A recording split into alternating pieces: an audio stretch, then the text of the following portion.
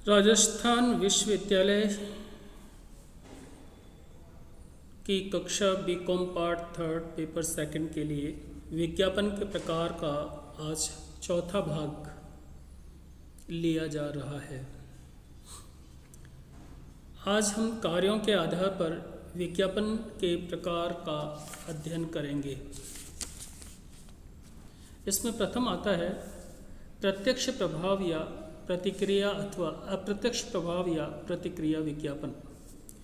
जो विज्ञापन पाठक, श्रोता, दर्शक आदि से तत्काल प्रत्यक्ष प्रभाव या प्रतिक्रिया की अपेक्षा से प्रस्तुत अथवा प्रदर्शित किया जाता है या प्रचारित किया जाता है, वह प्रत्यक्ष प्रभाव या प्रतिक्रिया विज्ञापन कहलाता है। इस प्रकार के विज्ञापन का उद्देश्य पाठक, श्रोता, दर्शक आदि से उत्पाद के लिए तत्काल क्रय आदेश प्राप्त करना अथवा उत्पाद के संबंध में उसके विचार या सूचना को प्राप्त करना अथवा उत्पाद का नमूना मांगने या उत्पाद के संबंध में आवश्यक विस्तृत जानकारी मांगने हेतु प्रोत्साहित करना होता है। अप्रत्यक्ष प्रभाव या कार्रवाई अथवा प्रतिक्रिया विज्ञापन ऐसे विज्ञापन होते हैं या अप्रत्यक्ष प्रभाव विज्ञापन से तात्पर्य उस विज्ञापन से है जिसका उद्देश्य संस्था के ग्राहकों को उत्पाद के संबंध में नवीनतम जानकारी उपलब्ध कराना, उनको उत्पाद का स्मरण कराते रहना है। ऐसे विज्ञापन ग्राहकों को व्यापक तथा उसके उत्पाद दोनों का ही स्मरण कराने वाले होते हैं ताकि वे भविष्य में आवश्यकता के अनुरूप उन उत्पादों को क्रय कर सकें तथा अपने मित्रों एवं परिचितों को उसके क्रय हेतु अनुशंसा कर सकें। इसमें द्वितीय आता है बुनियादी, प्राथमिक तथा चयनात्मक या विशिष्ट विज्ञापन। बुनियादी या प्राथमिक विज्ञापन से तात्पर्य किसी ऐसे विज्ञापन से है जो किसी विशिष्ट ब्रांड के उत्पाद का नहीं बल्कि किसी सामान्य उत्पाद के प्रचलन को बढ़ाने हेतु किया जाता है। जैसे दूध के प्रयोग को बढ़ाने के लिए किया जाने वाला विज्ञापन। इसमें किसी विशेष ब्रांड का उल्लेख ना किया गया हो तो बुनियादी विज्ञापन कहलाएगा। बुनियादी विज्ञापन किसी विशिष्ट निर्माता, व्यापारी या व्यापारिक संस्थान द्वारा नहीं किया जाता बल्कि सामान्य उत्पाद के व्यापारियों के सहकारी संघ अथवा उत्पाद के विकास हेतु स्थापित सरकारी अथवा गैर सरकारी संस्थाओं द्वारा किया जाता है।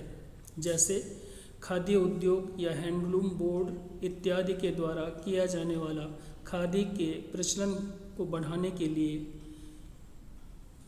किया जाने वाला विज्ञापन। चयनात्मक या विशिष्ट विज्ञापन ऐसे विज्ञापन से तात्पर्य उन विज्ञापनों से है जो किसी सामान्य उत्पाद के विशेष ब्रांड के प्रचलन को बढ़ाने एवं उस ब्रांड को या ब्रांड के उत्पाद को क्रय करने के लिए प्रेरित करते हैं। ऐसे विज्ञापन ब्रांड के स्वामी द्वारा किए जाते हैं। जैसे किसी विशेष ब्रांड के प्रचलन को बढ़ाने के लिए किए जाने वाला विज्ञापन, उदाहरण के लिए शीतल पेय के किसी एक विशेष ब्रांड कोका कोला या पेप्सी के द्वारा लिया जाने वाला कोई भी एक ब्रांड का विज्ञापन। तृतीय है स्मरणात्मक विज्ञापन। जो विज्ञापन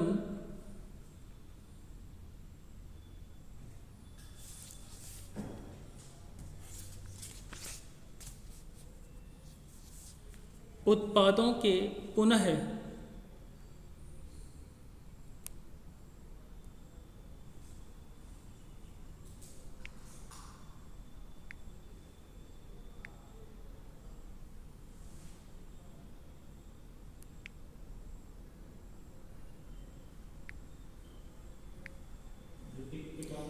या बार बार कार्य करने के लिए प्रेरित अथवा प्रोत्साहित करने हेतु किया जाता है, वह विज्ञापन स्मरणात्मक विज्ञापन कहलाता है। जैसे कोलगेट या टाटा के किसी ब्रांड का बार बार किया जाने वाला विज्ञापन। सम्मेलनात्मक विज्ञापन इस विज्ञापन का उद्देश्य ग्राहकों को यह संबल प्रदान करना अर्थात इस बात से संतुष्ट करना होता है कि उन्होंने बहुत अच्छा उत्पाद खरीदा है। उसे संबलनात्मक विज्ञापन कहते हैं। ऐसे विज्ञापन में सामान्यतः ग्राहकों को संतुष्टि के साथ साथ उत्पाद का उपयोग करते हुए प्रदर्शित किया जाता है।